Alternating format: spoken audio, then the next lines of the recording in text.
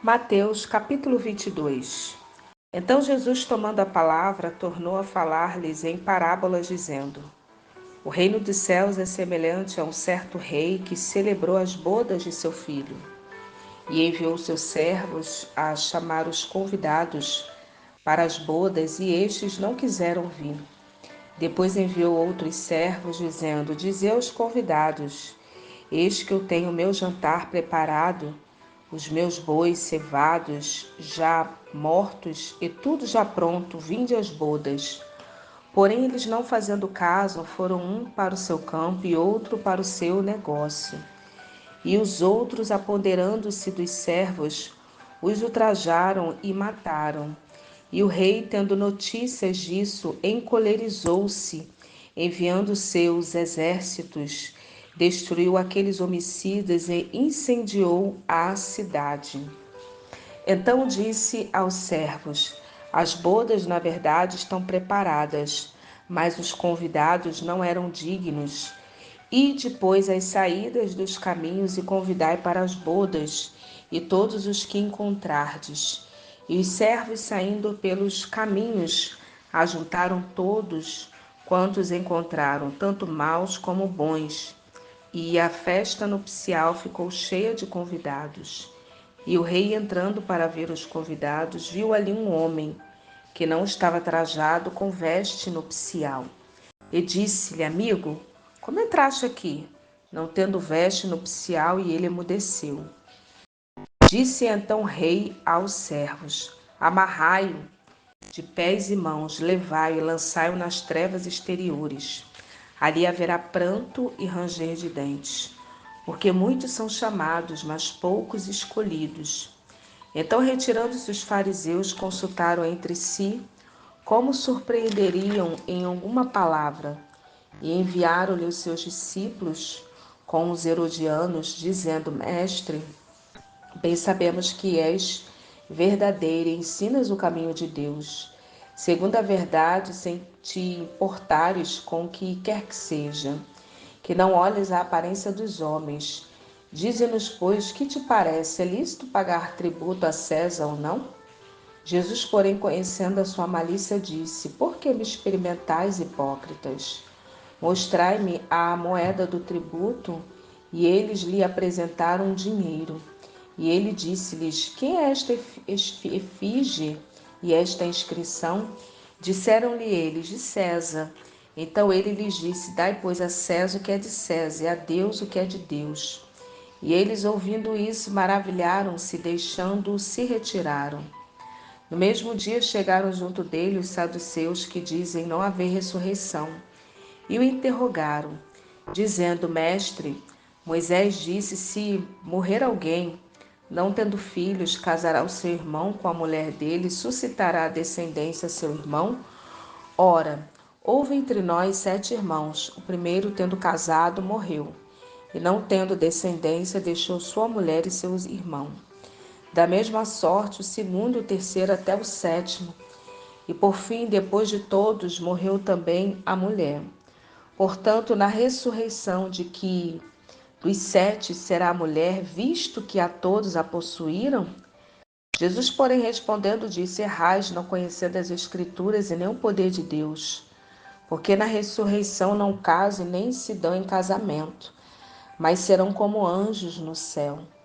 E acerca da ressurreição dos mortos, não tendes lido o que Deus vos declarou, dizendo: Eu sou o Deus de Abraão, Deus de Isaque, Deus de Jacó. Ora, Deus não é Deus de mortos, mas dos vivos.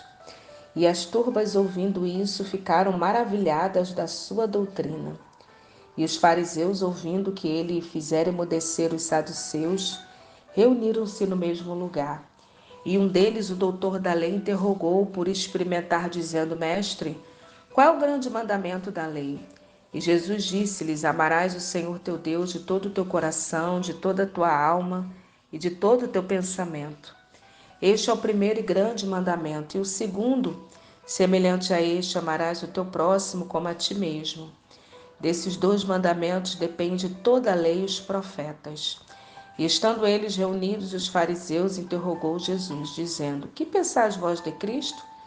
De quem és filho? Eles disseram-lhe: De Davi. Disse-lhes ele: Como é então que Davi, que em espírito lhe chama Senhor, dizendo: Disse o Senhor ao meu Senhor: Assenta-te à minha direita, até que ponha os teus inimigos por escabelo de seus pés.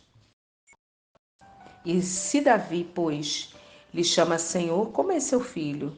E ninguém podia responder-lhe uma palavra, nem desde aquele dia ousou mais ninguém a interrogá-lo. No capítulo 22, do versículo 35 até o versículo 40, os fariseus, elaborando mais de 600 leis e frequentemente procuravam fazer uma distinção das mais importantes. Por isso, um deles, o doutor da lei, pediu a Jesus que identificasse a lei mais importante. Jesus respondeu com as citações em Deuteronômio 6:5 e Levítico 19:18, e disse que quando uma pessoa obedece esses dois mandamentos, está obedecendo a todos os demais. Eles resumem os 10 mandamentos e todas as outras leis morais. Jesus também disse que realmente, se amarmos a Deus e ao próximo, naturalmente estaremos obedecendo aos mandamentos. E esta é uma forma de olhar positivamente para as leis de Deus, ao invés de preocuparmos-nos com o que não devemos fazer. Devemos nos concentrar em tudo aquilo que podemos fazer para demonstrar nosso amor a Deus e ao próximo. Os fariseus, saduceus e herodianos já tinham feito suas perguntas, então Jesus inverteu a situação. Fez-lhe uma pergunta significativa: quem eles imaginavam ser o Messias? Os fariseus sabiam que o Messias seria uma descendência de Davi, mas não entendiam de que se tratava do próprio Deus encarnado. Jesus citou o texto de Salmo 119, versículo 1, o mesmo usado em Hebreus 1,13, como prova da divindade de Cristo, para mostrar que o Messias seria maior do que Davi. A pergunta mais importante a respondermos está relacionada à nossa crença a respeito da identidade de Cristo. Outras questões teológicas serão irrelevantes até que creiamos que Jesus é exatamente quem ele disse ser. Vamos orar? Senhor, nosso Deus e nosso Pai, aumenta a nossa fé, Senhor, ensina-nos a andar pela fé e não pelo que vemos. Dá-nos força para nos manter firmes, Senhor, em Tuas promessas e crer em cada uma das Tuas palavras. Não queremos ser, ó Pai, ó Deus, como o povo que ouviu a palavra, mas nada aproveitou dela, pois não foi acompanhada pela fé. Sabemos que a fé vem pela pregação e a pregação pela palavra de Cristo. Faz a nossa fé crescer cada vez mais que ouvimos ou lemos a Tua palavra. Ajuda-nos a crer para que Tuas promessas se cumpram em nós. Te pedimos que, uma vez confirmado, o valor da nossa fé é muito mais preciosa do que o ouro perecível, mesmo apurado pelo fogo, redunde em louvor, glória e honra a Ti, Senhor. Sabemos que a fé é a certeza das coisas que se esperam e a convicção de fatos que se não veem. Sabemos que somos salvos pela graça, mediante a fé. Isso é um dom de Deus. Aumenta, Senhor, a nossa fé. E que isso é dom de Deus. Aumenta, Senhor. Dá-nos a fé para crer na cura toda vez que oramos pelos enfermos. Não queremos ver uma necessidade, então não ter fé suficiente para orar e crer na mudança daquela situação. Ajuda-nos a tomar sempre o escudo da fé para apagar todos os dardos inflamados do maligno.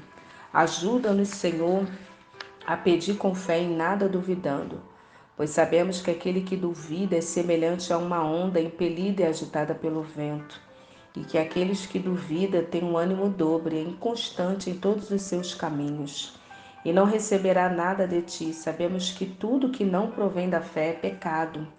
Confessamos, Senhor, qualquer dúvida que não temos como pecado diante de Ti e te pedimos que o Senhor nos perdoe. Não queremos impedir a Tua obra em nós e por nosso intermédio, por causa da aumenta, Senhor, a nossa fé. Ó Deus, não queremos, ó Pai, viver vacilantes, com dúvidas, mas aumenta a nossa fé diariamente, para que nós possamos nos mover, Senhor, montanhas em Teu nome. É isso que nós te pedimos e te agradecemos em nome de Jesus. Amém.